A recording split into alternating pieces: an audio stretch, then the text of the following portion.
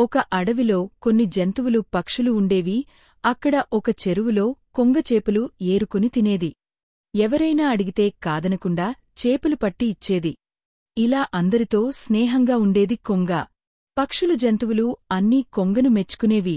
ఒక నక్క మాత్రం పైకి స్నేహంగా నటిస్తూ లోలోపల కొంగపై అసూయ పెంచుకున్నది.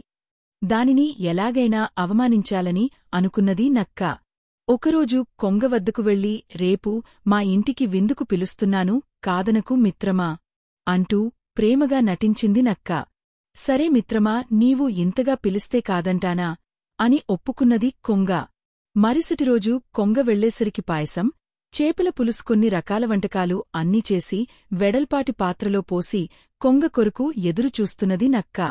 కొంగను చూడగానే రా మిత్రమారా అంటూ ఆహారాన్ని చూపించింది. తిను అని చెప్పింది.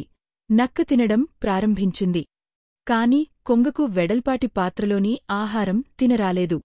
అప్పుడు నక్క హేళనగా, ఇలా తినాలి మిత్రమా చూడు అంటూ మొత్తం తినేసింది. కొన్ని రోజుల తర్వాత నక్కకు బుద్ధి చెప్పాలని కొంగ నక్కను తన ఇంటికి విందుకు పిలిచింది.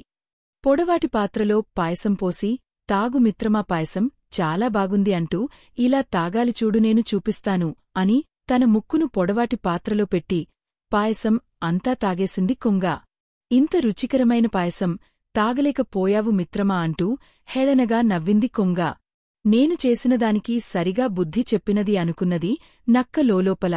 ఈ కథలోని నీతి: ఎదుటివారిని మోసం చేయాలనుకుంటే వారు కూడా మోసపోతారు.